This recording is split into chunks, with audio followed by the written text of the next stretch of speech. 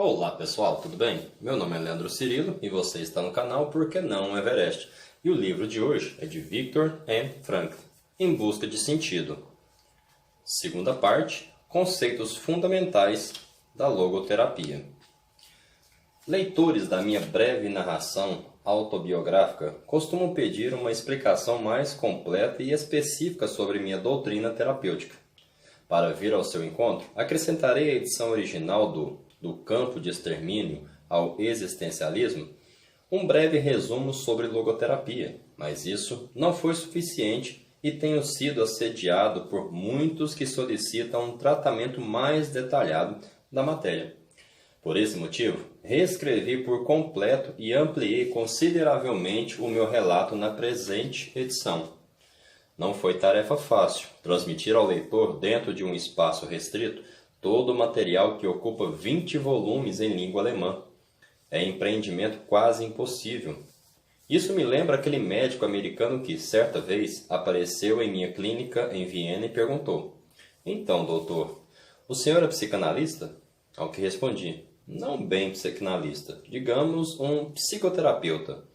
Continuou ele: "Qual a escola que o senhor representa?" Respondi: "É minha própria teoria, chama-se logoterapia." Poderia o senhor dizer-me, numa única sentença, o que quer dizer logoterapia? Ao menos qual a diferença entre psicanálise e logoterapia? Sim, repliquei. Mas, em primeiro lugar, pode o senhor dizer-me com uma só sentença o que pensa ser a essência da psicanálise? Eis sua pergunta. Durante a psicanálise, o paciente precisa deitar-se no sofá e contar coisas que, às vezes, são muito desagradáveis de se contar, ao que retruquei imediatamente com o seguinte improviso. Bem, na logoterapia, o paciente pode ficar sentado normalmente, mas precisa ouvir certas coisas que, às vezes, são muito desagradáveis de se ouvir. É claro que eu disse isso na brincadeira, sem a interação de fornecer uma forma concentrada da logoterapia.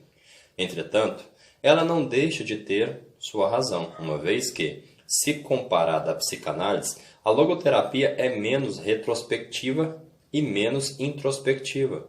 A logoterapia concentra-se mais no futuro, ou seja, nos sentidos a serem realizados pelo paciente em seu futuro. A logoterapia é, de fato, uma psicoterapia centrada no sentido.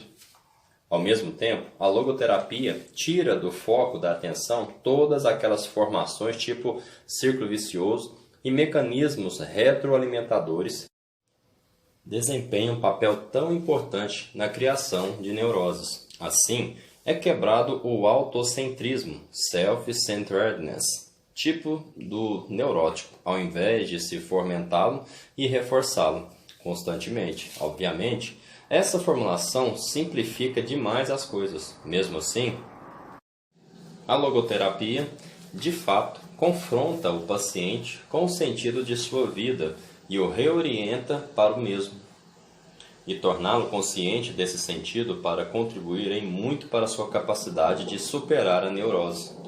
Quero explicar por que tomei o termo logoterapia, para designar minha teoria. O termo logos é uma palavra grega que significa sentido.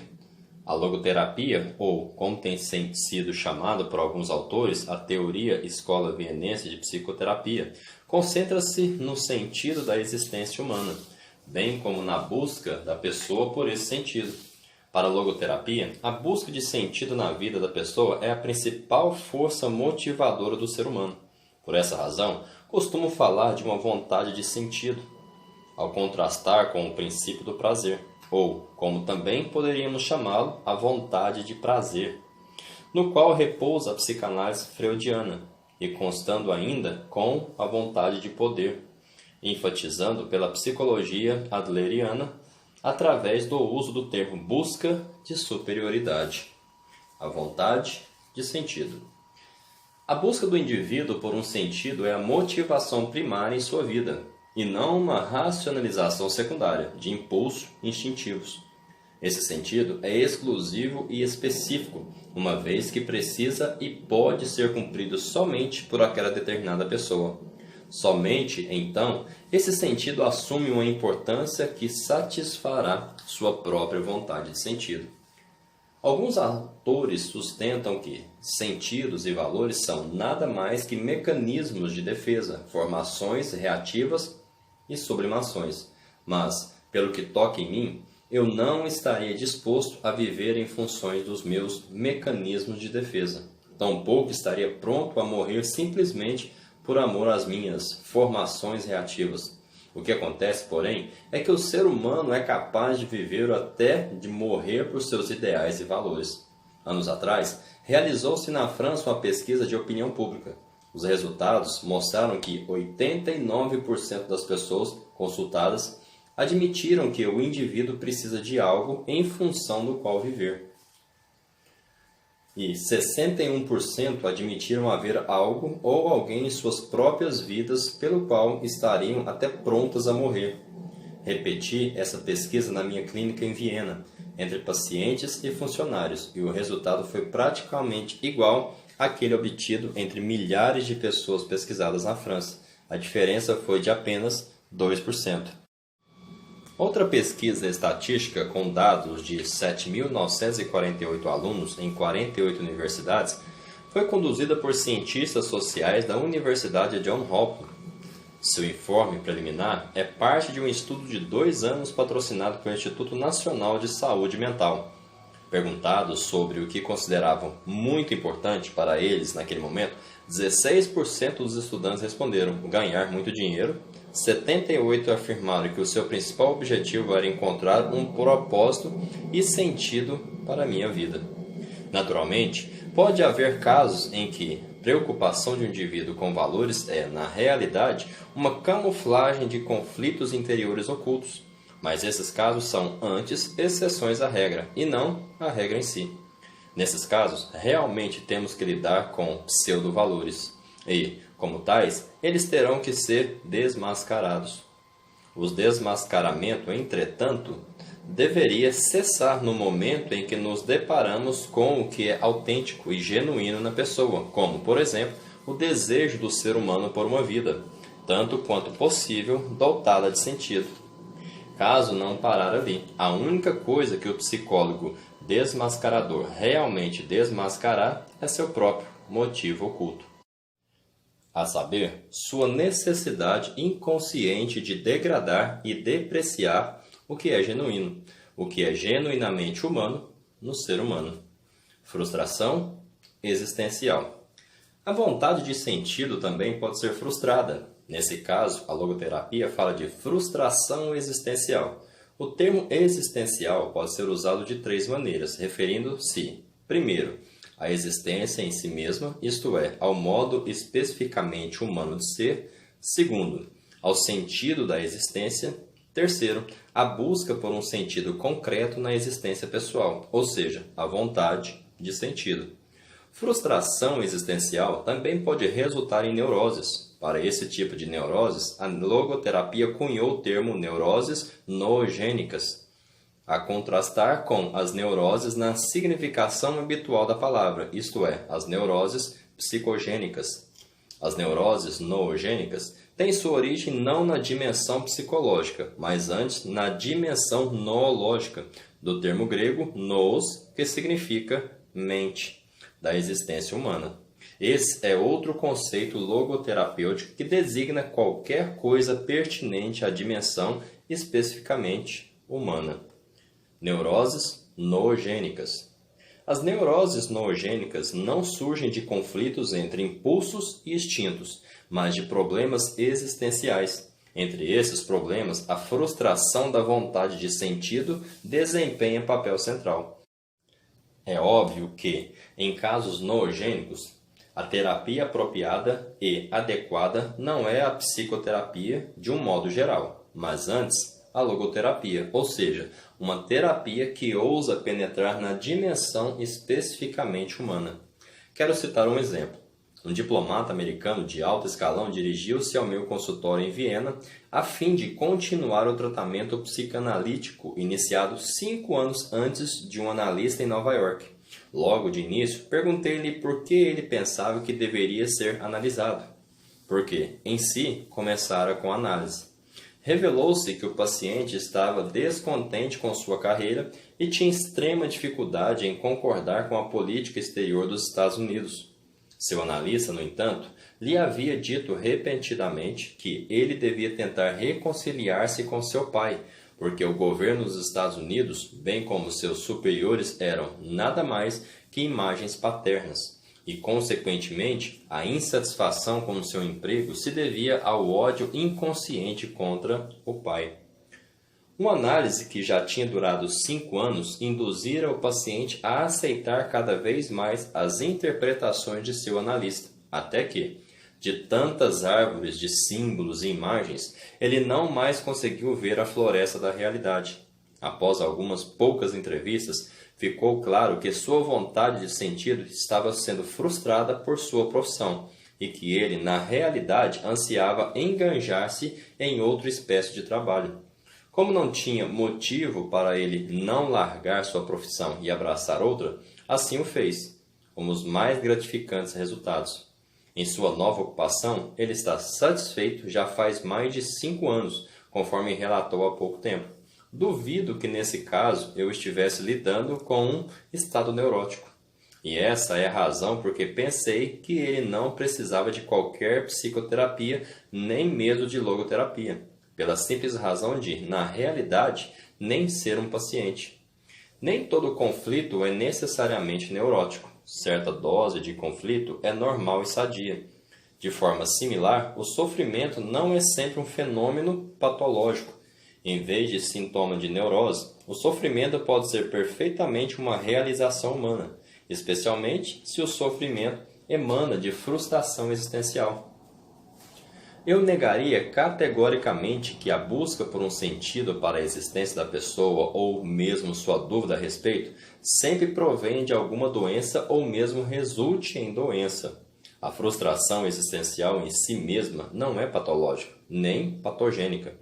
A preocupação ou mesmo o desespero da pessoa sobre se a sua vida vale a pena ser vivida é uma angústia existencial, mas de forma alguma uma doença mental. É bem possível que interpretar aquele em termos deste motivo um médico a soterrar o desespero existencial do seu paciente debaixo de um monte de tranquilizantes. Sua função, no entanto, é guiar o paciente através de suas crises existenciais de crescimento e desenvolvimento. A logoterapia considera sua tarefa ajudar o paciente a encontrar sentido em sua vida. Na medida em que a logoterapia o conscientiza do logos oculto de sua existência, trata-se de um processo analítico. Até esse ponto, a logoterapia se assemelha à psicanálise. Entretanto, quando a logoterapia procura tornar algo novamente consciente, ela não restringe sua atividade a fatos instintivos dentro do inconsciente do indivíduo, mas se preocupa também com a realidade existencial, tais como o sentido em potencial de sua existência a ser realizado, bem como sua vontade de sentido. Qualquer análise, porém, mesmo que se abstenha de incluir a dimensão noológica em seu processo terapêutico, procura tornar o paciente consciente daquilo porque ele realmente anseia na profundidade do seu ser. A logoterapia diverge da psicanálise na medida em que considera o ser humano um ente cuja preocupação principal consiste em realizar um sentido, e não na mera gratificação e satisfação de impulsos e instintos, ou na mera reconciliação das exigências conflitantes de id, ego e superego, ou na mera adaptação e no ajustamento à sociedade e ao meio ambiente. Dinâmica. A busca por sentido certamente pode causar tensão interior em vez de equilíbrio interior. Entretanto, justamente essa tensão é um pré-requisito indispensável para a saúde mental. Ouso dizer que nada no mundo contribui tão efetivamente para a sobrevivência, mesmo nas piores condições, como saber que a vida da gente tem um sentido. Há muita sabedoria nas palavras de Nietzsche. Quem tem por que viver, suporta quase qualquer como. Nessas palavras, vejo um lema válido para qualquer psicoterapia. Nos campos de concentração nazistas, poder-se-ia ter testemunhado que aqueles que sabiam que havia uma tarefa esperando por eles tinham as maiores chances de sobreviver. Outros autores de livros sobre campos de concentração chegaram à mesma conclusão, assim como investigações psiquiátricas sobre acompanhamentos com prisioneiros de guerra no Japão, Coreia do Norte e Vietnã do Norte. Quanto a mim, quando fui levado para o campo de concentração em Auschwitz, um manuscrito meu, pronto para publicação, foi confiscado. Não há dúvida de que meu profundo desejo de reescrevê-lo me ajudou a sobreviver os rigores dos campos de concentração em que estive. Assim, por exemplo, quando fui atacado pela febre de tifo, rabisquei muitos apontamentos em pedacinhos de papel, para depois conseguir reescrever o manuscrito, caso viesse até o dia da libertação. Tenho certeza de que essa reconstrução de meu manuscrito perdido, levada a cabo à penumbra dos barracões de um campo de concentração em Baviera, ajudou-me a superar o perigo de um colapso cardiovascular. Pode-se ver, assim, que a saúde mental está baseada em certo grau de tensão entre aquilo que já se alcançou e aquilo que ainda se deveria alcançar, ou hiato entre o que é e o que se deveria vir a ser. Essa tensão é inerente ao ser humano e, por isso, indispensável ao bem-estar mental. Não deveríamos, então, hesitar em desafiar a pessoa com sentido em potencial a ser por ela realizado. Somente assim despertaremos do estado latente sua vontade de sentido. Considero perigosa e errônea a noção de higiene mental que pressupõe que a pessoa necessita, em primeiro lugar, de equilíbrio, ou, como se diz na biologia, de homeostase, ou seja, de um estado livre de tensão. O que o ser humano realmente precisa não é um estado livre de tensões, mas antes a busca e a luta por um objetivo que vale a pena, uma tarefa escolhida livremente. O que ele necessita não é a descarga de tensão a qualquer custo, mas antes o desafio de um sentido em potencial à espera de seu cumprimento. O ser humano precisa não de homeostase, mas daquilo que chamo de noodinâmica, isto é, da dinâmica existencial num campo polarizado de tensão, onde um polo está representado por um sentido e a ser realizado em outro polo, pela pessoa que deve realizá-lo. E ninguém pense que isso é válido somente para situações normais. Isso vale mais ainda para indivíduos neuróticos. Quando os arquitetos querem reforçar uma arcada que ameaça desabar, eles aumentam a carga por ela sustentada. Com isso, os componentes são ligados mais firmemente. Da mesma forma, quando os terapeutas desejam incrementar a saúde mental de seus pacientes, não deveriam ter receio de criar uma sadia quantidade de tensão através da reorientação para o sentido da sua vida. Uma vez mostrado o impacto benéfico da orientação para o sentido, volto-me agora para a perniciosa influência daquela sensação da qual se queixam tantos pacientes hoje em dia, ou seja, da total e extrema falta de sentido de suas vidas. Eles carecem da consciência de um sentido pelo qual valesse a pena viver. Sentem-se perseguidos pela experiência do seu vazio interior, de um vazio dentro de si mesmos. Estão presos na situação que tenho chamado de vazio existencial.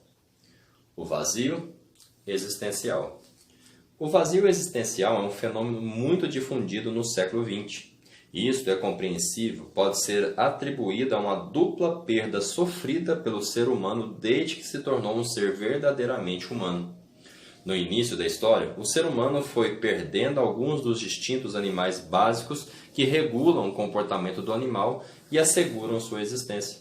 Tal segurança, assim como o paraíso, está cerrado ao ser humano para todo sempre. Ele precisa fazer opções. Acresce-se ainda que o ser humano sofreu mais outra perda em seu desenvolvimento mais recente. As tradições que serviam de apoio para o seu comportamento atualmente vêm diminuindo com grande rapidez. Nenhum instinto lhe diz o que deve fazer e não a tradição que lhe diga o que ele deveria fazer. Às vezes, ele não sabe sequer o que deseja fazer. Em vez disso, ele deseja fazer o que os outros fazem, conformismo, ou ele faz o que as outras pessoas querem que ele faça, totalitarismo. Um levantamento estatístico recente revelou que, entre os meus alunos europeus, 25% mostravam um grau mais ou menos acentuado de vazio existencial. Entre meus alunos norte-americanos, a porcentagem não era de 25%, mas de 60%. O vazio existencial manifesta-se principalmente no estado de tédio. Agora podemos entender por que Schopenhauer disse que, aparentemente, a humanidade estava fadada a oscilar eternamente entre os dois extremos, da angústia e tédio. É fato concreto que atualmente está causando e certamente trazendo aos psiquiatras mais problemas do que faz a angústia. E esses problemas estão se tornando cada vez mais agudos, uma vez que o crescente processo de automação provavelmente conduzirá a um aumento enorme das horas de lazer do trabalhador médio. É lastimável que muitos deles não saberão o que fazer com esse tempo livre adicional. Pensemos, por exemplo, na neurose dominical. Aquela espécie de depressão que acomete pessoas que se dão conta da falta de conteúdo de suas vidas quando passa o corre-corre da semana atarefada e o vazio dentro delas se torna manifesto. Não são poucos os casos de suicídio que podem ser atribuídos a esse vazio existencial. Fenômenos tão difundidos como depressão, agressão e vício não podem ser entendidos se não reconhecermos o vazio existencial subjacente a eles. O mesmo é válido também para crises de aposentados e idosos. Existem ainda diversas máscaras e disfarces sobre os quais transparece o vazio existencial. Às vezes, a vontade de sentido frustrada é vicariamente compensada por uma vontade de poder, incluindo sua mais primitiva forma, é a vontade de dinheiro. Em outros casos, o lugar da vontade de sentido frustrada é tomada pela vontade de prazer. É por isso que, muitas vezes, a frustração existencial acaba em compensação sexual. Podemos observar nesses casos que a libido sexual assume proporções descabidas no vazio existencial. Algo análogo ocorre em casos de neurose. Existem certos tipos de mecanismos retroalimentadores e de configurações tipo círculo vicioso que ainda discutirei abaixo. Podem-se observar em casos e mais casos, entretanto, que essa sintomatologia invadiu um vazio existencial no qual ela continua em plena florescência. No caso desses pacientes, não estamos lidando com neuroses noogênicas. Entretanto, jamais conseguiremos que o paciente supere sua condição se não suplementarmos o tratamento psicoterápico com logoterapia. Isso porque, ao se preencher o vazio existencial, o paciente estará prevenido contra recaídas futuras. Por isso, a logoterapia é indicada não só em casos noogênicos, como foi ressaltado aqui, mas também em casos psicogênicos e, às vezes, mesmo em pseudoneuroses somatogênicas. Sob essa luz, se justifica uma afirmação feita, certa vez por Magda B. Arnold. Toda terapia precisa, de algum modo, por mais restrita que seja, ser também logoterapia. Vejamos o que se pode fazer quando um paciente pergunta qual é, afinal, o sentido da sua vida. O sentido da vida. Duvido que um médico possa responder a essa questão em termos genéricos. Isso porque o sentido da vida difere de pessoa para pessoa, de um dia para outro, de uma hora para outra. O que importa, por conseguinte, não é o sentido da vida de um modo geral, mas antes o sentido específico da vida de uma pessoa em dado momento. Formular essa questão em termos gerais seria comparável a perguntar um campeão de xadrez: diga-me, mestre, qual o melhor lance do mundo?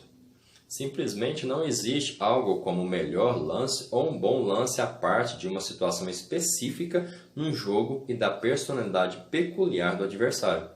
O mesmo é válido para a existência humana. Não se deveria procurar um sentido abstrato da vida. Cada qual tem sua própria vocação ou missão específica na vida. Cada um precisa executar uma tarefa concreta, que está a exigir realização. Nisso, a pessoa não pode ser substituída, nem pode sua vida ser repetida. Assim, a tarefa de cada um é tão singular como a sua oportunidade específica de levá-la a cabo. Uma vez que cada situação na vida constitui um desafio para a pessoa e lhe representa um problema para resolver, pode-se, a rigor, inverter a questão pelo sentido da vida. Nessa última análise, a pessoa não deveria perguntar qual o sentido da sua vida, mas antes deve reconhecer que é ela que está sendo indagada. Em suma, cada pessoa é questionada pela vida, e ela somente pode responder à vida respondendo por sua própria vida. A vida, ela somente pode responder sendo responsável. Assim, a logoterapia vê na responsabilidade, responsibility, a essência propriamente dita da existência humana. A essência da existência. Essa ênfase sobre a responsabilidade reflete-se no imperativo categórico da logoterapia. Viva como se já estivesse vivendo pela segunda vez, e como se na primeira vez você tivesse agido tão errado como está prestes a agir agora. Parece-me que nada estimula tanto o senso de responsabilidade em uma pessoa como essa máxima, a qual a convida a imaginar primeiro que o presente é passado e, em segundo lugar, que o passado ainda pode ser alterado e corrigido. Semelhante preceito confronta com a finitude da vida e com o caráter irrevogável, finality, daquilo que ela faz de sua vida e de si mesma. A logoterapia procura criar no paciente uma consciência plena de sua própria responsabilidade. Por isso, precisa deixar que ele opte pelo que, perante que ou perante que ele se julga responsável. Eis porque um logoterapeuta é, dentre todos os psicoterapeutas, o que menos se vê tentado a impor julgamento de valor a seus pacientes, porque jamais lhe permitirá transferir ao médico a responsabilidade de julgar. Por isso, é o paciente quem decide se deve interpretar a tarefa de sua vida como sendo responsável perante a sociedade ou perante a sua própria consciência. Há pessoas, no entanto, que não interpretam suas vidas simplesmente como uma tarefa a elas designada, mas também em função do contramestre que lhes atribuiu a tarefa. A logoterapia não é instrução nem pregação. Ela está tão distante do raciocínio lógico como da exortação moral. Em linguagem figurada, o papel do logoterapeuta é antes o de um oculista que o de um pintor. O pintor procura transmitir-nos uma imagem do mundo como ele o vê. O oftalmologista procura capacitar-nos a enxergar o mundo como ele é na realidade.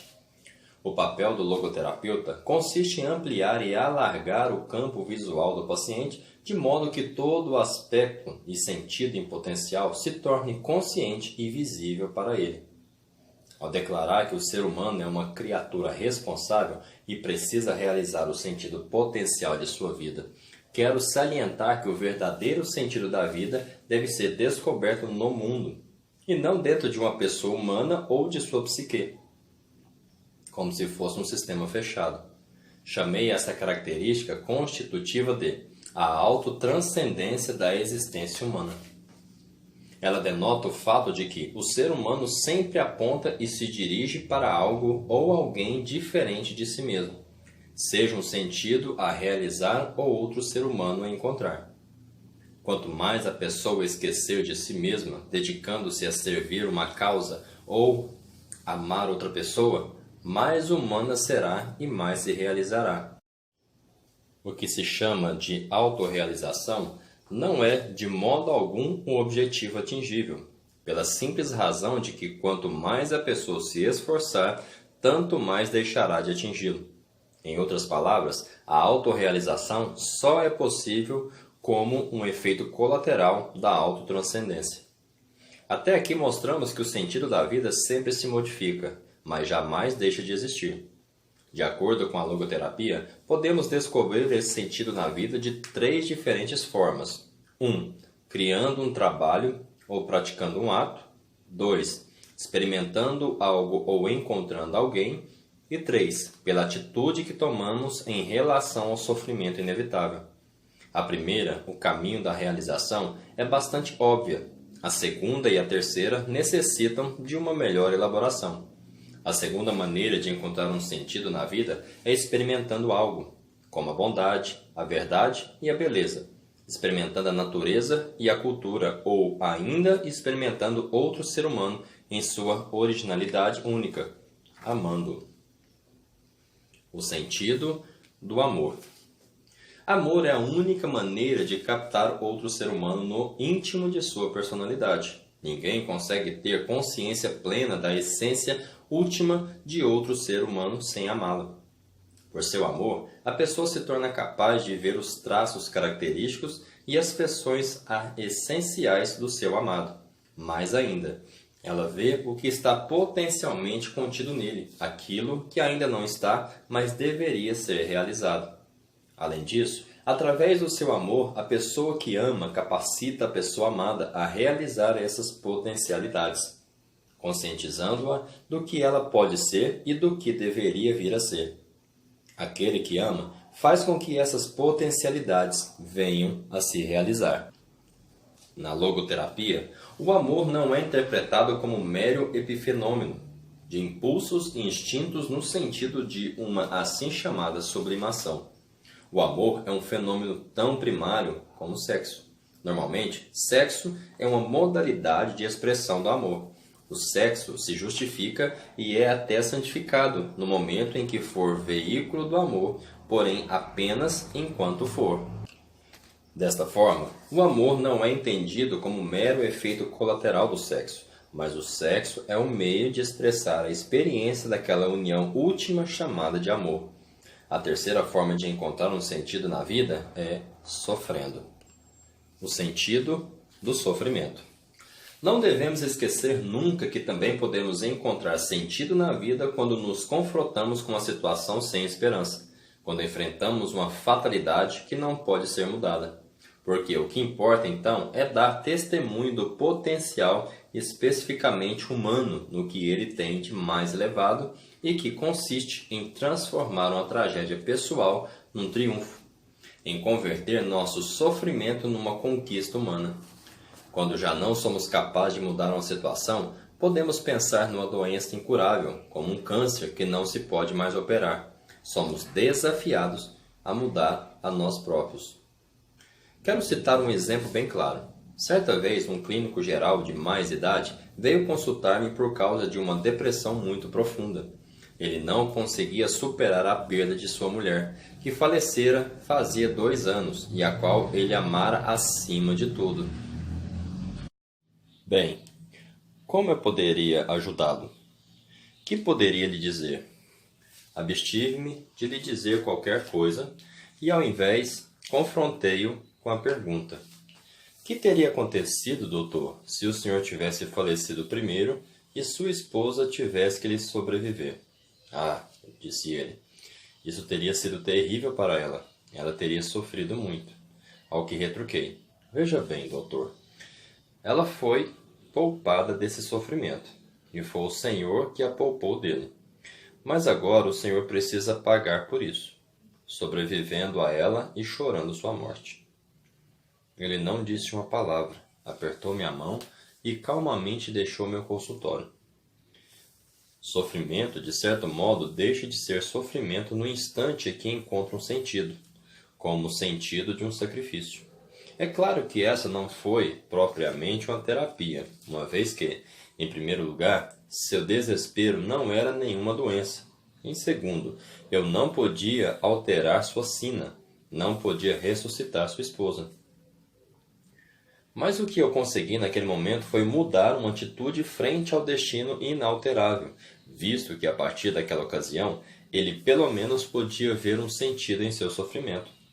Um dos princípios fundamentais da logoterapia está em que a principal preocupação da pessoa não consiste em obter prazer ou evitar a dor, mas antes em ver um sentido em sua vida.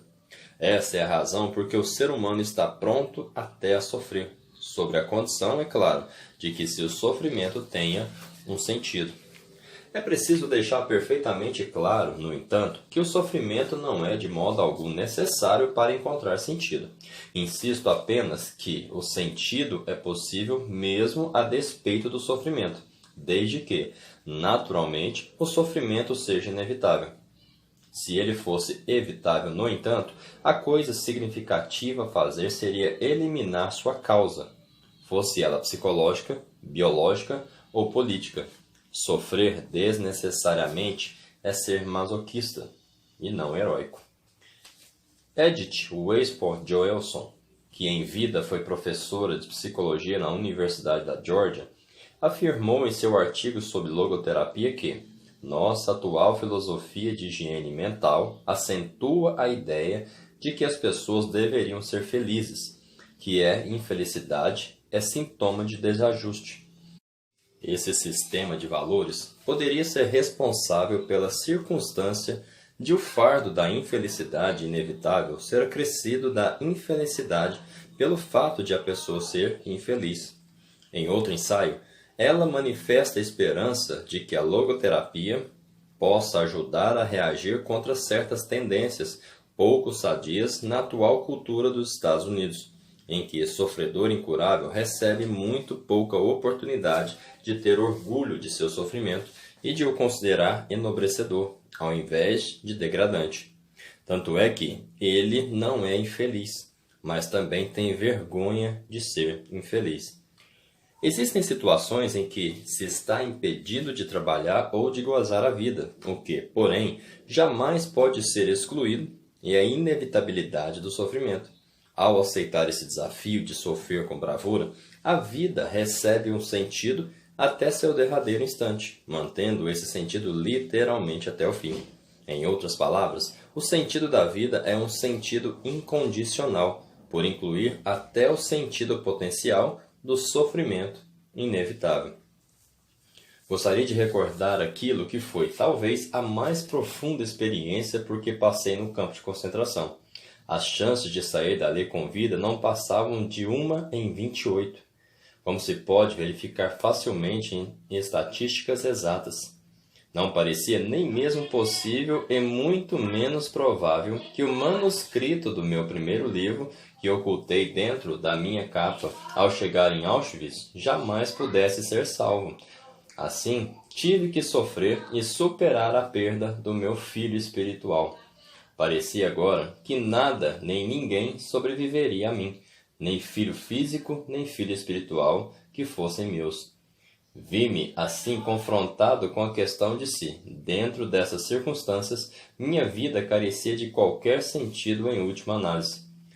Eu ainda não percebia que uma resposta para essa questão, com que eu estava me debatendo tão desesperadamente, já estava à minha espera e que pouco depois ela me seria dada.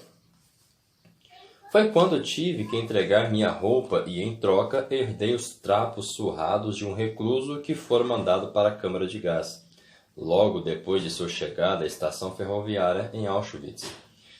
Em lugar do grande número de páginas de meu manuscrito, encontrei no bolso da capa recém-adquirida uma única página, arrancada de um livro de orações hebraico, contendo a principal oração judaica, Shema Israel.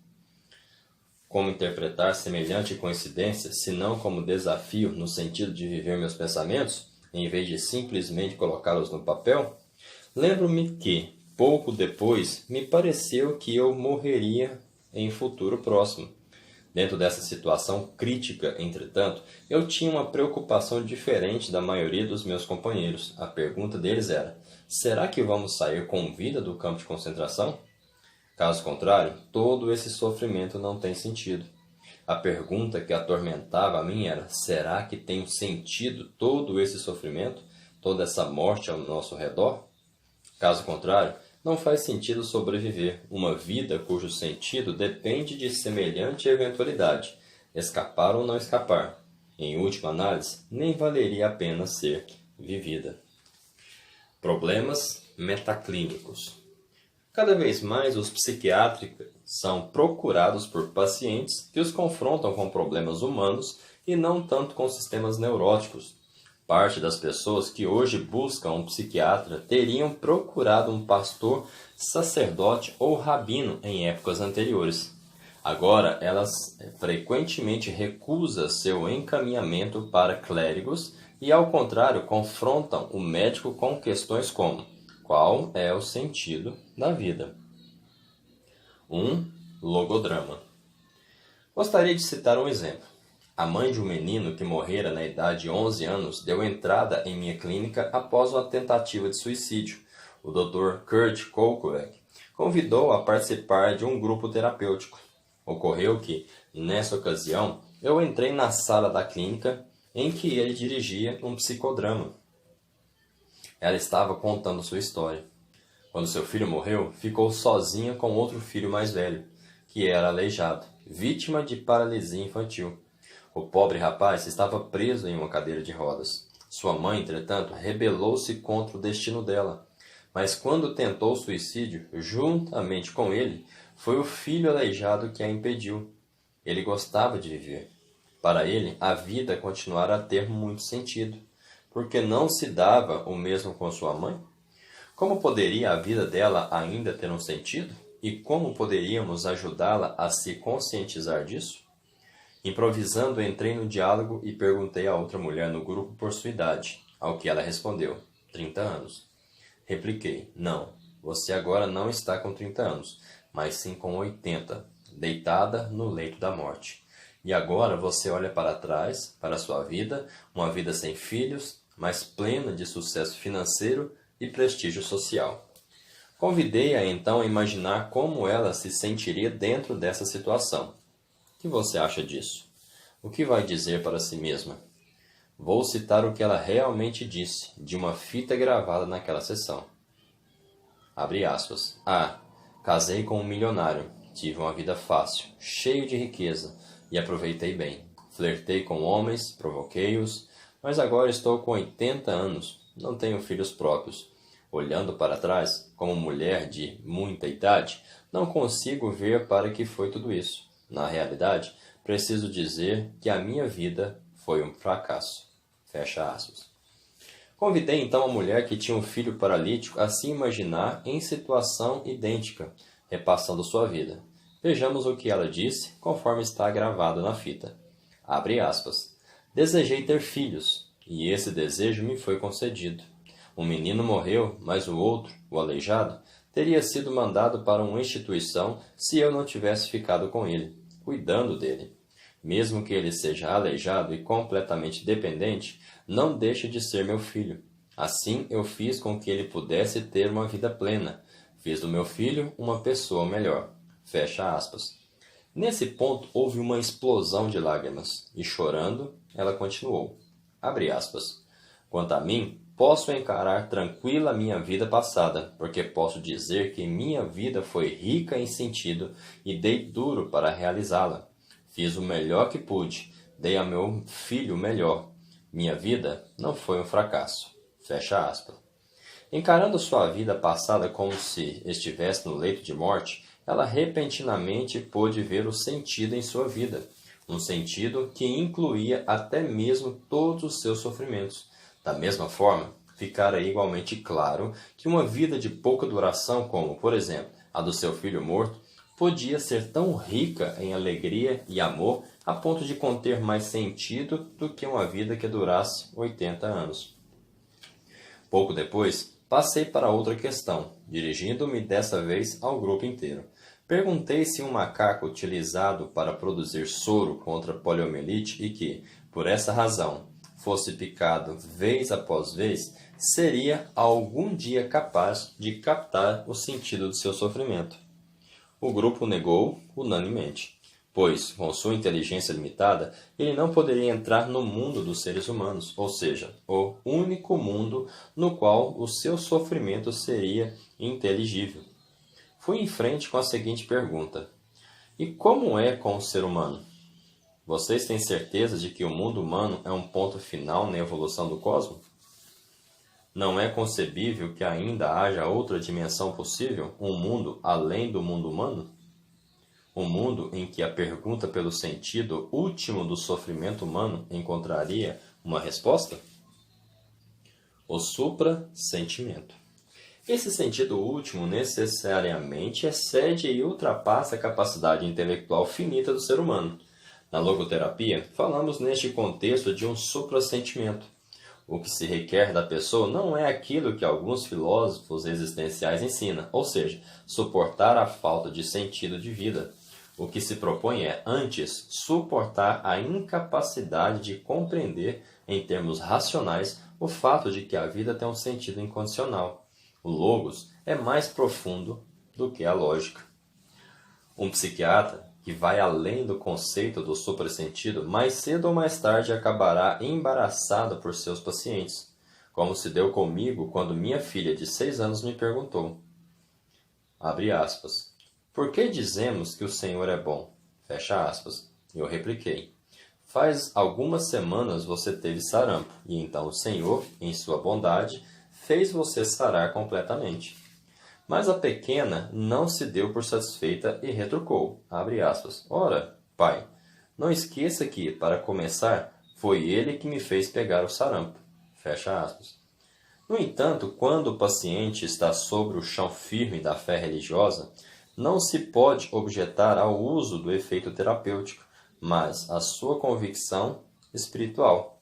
Para esse fim, o psiquiatra pode colocar-se no lugar do paciente, e é exatamente isso que eu fiz. Certa vez, por exemplo, quando um rabino da Europa Oriental veio ter comigo e me contou sua história, ele tinha perdido sua primeira esposa e seus 6 filhos no campo de concentração de Auschwitz, onde foram mortos na câmara de gás, e agora se evidenciou que sua segunda mulher era estéril.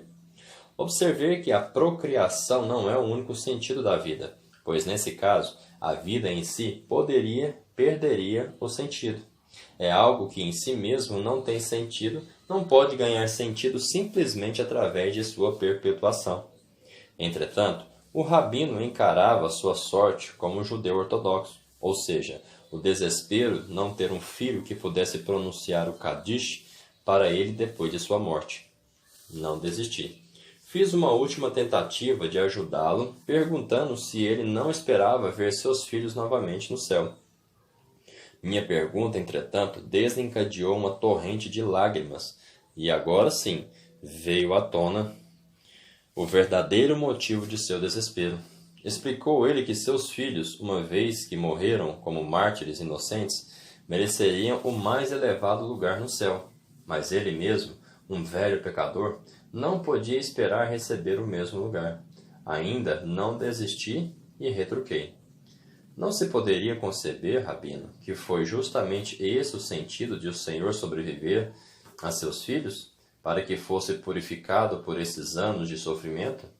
De modo que também o Senhor, embora não inocente como seus filhos, pudesse afinal tornar-se digno de juntar-se a eles no céu? Não está escrito nos Salmos que Deus guarda todas as suas lágrimas? Assim, talvez nenhum de seus sofrimentos tenham sido em vão. Pela primeira vez em muitos anos, ele se sentiu aliviado do seu sofrimento, pela nova perspectiva que lhe pude abrir. A transitoriedade da vida. Entre as coisas que parecem tirar o sentido da vida humana estão não apenas o sofrimento, mas também a morte. Nunca me canso de dizer que os últimos aspectos realmente transitórios da vida são as potencialidades. Porém, no momento em que são realizadas, elas se transformam em realidades. São resgatadas e entregues no passado, no qual ficam a salvo e resguardadas da transitoriedade. Isso porque no passado nada está irremediavelmente perdido, mas está tudo irrevogavelmente guardado. Sendo assim, a transitoriedade da nossa existência de forma alguma lhe tira o sentido. No entanto, ela constitui nossa responsabilidade, porque tudo depende de nos conscientizarmos das possibilidades essencialmente transitórias. O ser humano está constantemente fazendo uma opção diante da massa de potencialidades presentes. Quais delas serão condenadas ao não ser e quais serão concretizadas? Qual opção se tornará realidade de uma vez para sempre imortal, como pegada nas areias do tempo? A todo e qualquer momento, a pessoa precisa decidir para o bem ou para o mal, qual será o monumento da sua existência. Não há dúvida de que geralmente a pessoa somente leva em conta o campo de retolhos da transitoriedade e se esqueça dos abarrotados celeiros do passado, onde ela guardou, de uma vez por toda, seus atos, suas alegrias e também seus sofrimentos. Nada pode ser desfeito, nada pode ser eliminado. Eu diria que ter sido é a mais segura forma de ser. Ao considerar a transitoriedade essencial da existência humana, a logoterapia não é pessimista, mas antes ativista. Em linguagem figurada, poderíamos dizer que o pessimista parece uma pessoa que observa com temor e tristeza que sua folhinha na parede vai ficando mais fina a cada dia que passa. Por outro lado, a pessoa que enfrenta ativamente os problemas da vida é como aquela que, dia após dia, vai destacando cada folha do seu calendário e cuidadosamente aguarda junto às precedentes, tendo primeiro feito no verso alguns apontamentos referentes ao dia que passou. É com orgulho e alegria que ela pode pensar em toda a riqueza contida nessas anotações, em toda a vida que ela já viveu em plenitude. Que lhe importa notar que está ficando velha? Terá ela alguma razão para ficar invejando os jovens que vê, ou de cair em nostalgia por ter perdido a juventude? Que motivos terá ela para invejar uma pessoa jovem? Pelas possibilidades que estão à frente do jovem, do futuro que o espera? Eu agradeço, é o que ela vai pensar. Em vez de possibilidades e realidades, é o que tenho no meu passado, não apenas a realidade do trabalho realizado e do amor vivido, mas também a realidade dos sofrimentos suportados com bravura. Esses sofrimentos não está mesmo as coisas das quais me orgulho, mas, embora não sejam coisas que me possam causar inveja. Logoterapia como técnica. Um medo realista, como o medo da morte, não pode ser amenizado nem eliminado por sua interpretação psicodinâmica. De outro lado, um medo neurótico, como a agorafobia, não pode ser curado pela compreensão filosófica. Entretanto, a logoterapia desenvolveu uma técnica especial para lidar também com esses casos. Para entender o que ocorre ao se aplicar essa técnica, tomamos como ponto de partida uma condição frequentemente encontrada em indivíduos neuróticos, qual seja a ansiedade antecipatória. Característico deste temor é que ele produz exatamente aquilo que o paciente teme. Assim, por exemplo, um indivíduo que está com medo de enrubescer ao entrar num salão de enfrentar muitas pessoas, de fato estará mais propenso a enrubescer sob tais circunstâncias. Nesse contexto, poder-se-á transpor o ditado: o desejo é o pai do pensamento, para a angústia é a mãe do evento. Ironicamente, da mesma forma como o medo faz acontecer aquilo de que se tem medo, uma intenção forçada torna impossível aquele que se deseja muito. Essa intenção excessiva ou hiperintenção, como eu chamaria, pode ser observada particularmente em casos de neurose sexual. Quanto mais um homem procura demonstrar sua potência sexual ou quanto mais a mulher tenta mostrar sua capacidade de experimentar o orgasmo, menos chances de sucesso terão. O prazer é e deve permanecer efeito colateral ou produto secundário. Ele será anulado e comprometido à medida que dele se fizer um objetivo em si mesmo. Além da intenção excessiva descrita acima, também há a atenção excessiva ou hiperreflexão, como é chamada na logoterapia. Pode ser patogênica, ou seja, pode levar à doença. O seguinte relato clínico indicará o que quero dizer. Uma jovem mulher dirigiu-se a mim queixando-se de frigidez. O histórico do caso mostrou que, em sua infância, ela tinha sido sexualmente abusada por seu pai. Entretanto, não foi essa experiência traumática em si mesma que fizera surgir sua neurose sexual, como podia ser facilmente verificada. Evidenciou-se que a paciente, lendo literatura psicanalítica popular, vivera o tempo todo na temerosa expectativa do pesado tributo que sua experiência traumática lhe cobraria um dia. Essa ansiedade antecipatória resultou tanto na intenção excessiva de confirmar sua feminilidade, como na atenção excessiva centrada nela mesma, ao invés de seu parceiro. Isso bastou para incapacitar a paciente para a experiência no auge do prazer sexual, uma vez que o orgasmo foi transformado em objeto de intenção, em objeto de atenção, em vez de permanecer um efeito tão intencionado do devotamento e da entrega não refletida ao parceiro.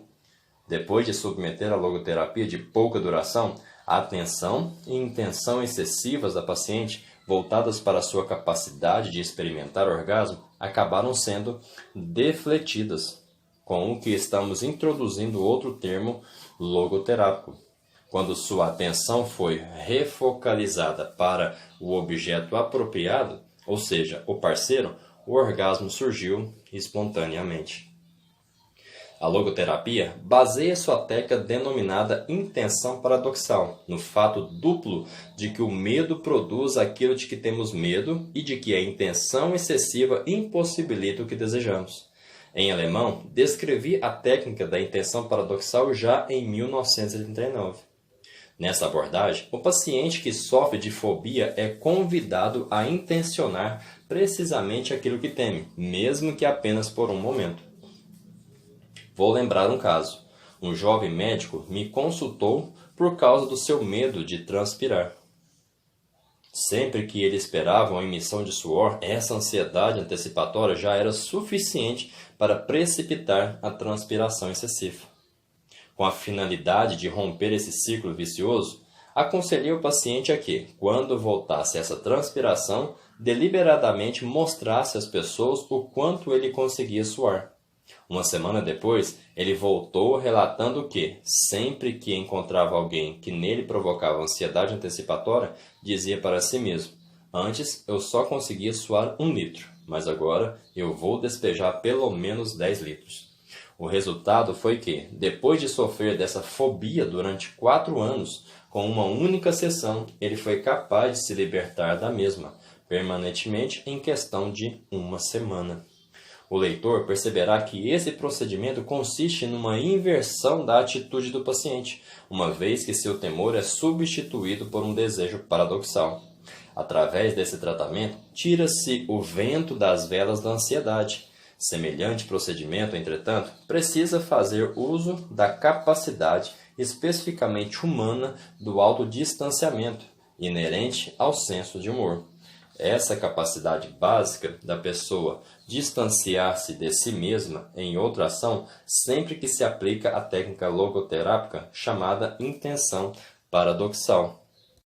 Ao mesmo tempo, o paciente é capacitado a se colocar numa posição distanciada de sua própria neurose. Há uma afirmação coerente com isso no livro The Individual and His Religion, de Gordon D. Allport. O neurótico que aprende a rir de si mesmo pode estar a caminho da autodireção, talvez da cura.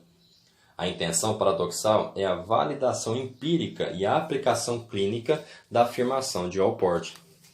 Vejamos mais alguns casos que ajudarão a esclarecer melhor esse método.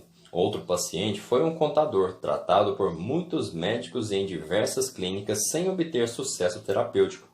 Ao chegar ao meu departamento do hospital, estava extremamente desesperado, admitia estar perto do suicídio. Fazia anos que vinha sofrendo de uma cãibra de escravidão, que recentemente se tomara tão grave que ele corria o perigo de perder seu emprego. Por isso, somente uma terapia imediata a curto prazo poderia remediar a situação. Ao iniciar o tratamento, a doutora Eva Condera recomendou ao paciente que fizesse exatamente o oposto do que costumava fazer, ou seja, ao invés de tentar escrever de forma mais legível e esteticamente possível, que escrevesse com os piores garranchos possíveis. Ele recebeu o conselho de dizer para si mesmo: "Agora vou mostrar às pessoas os garranchos que sei fazer." E no momento em que deliberadamente procurou rabiscar de forma ilegível, foi incapaz de fazê-lo. Procurei bagunçar minha letra, mas simplesmente não consegui. Foi o que ele dissesse na seguinte: dentro de 48 horas, o paciente se livrou de uma cãibra da escrivão, continuando livre durante o período e observando depois do tratamento. Ele é novamente um homem feliz e plenamente capaz de trabalhar.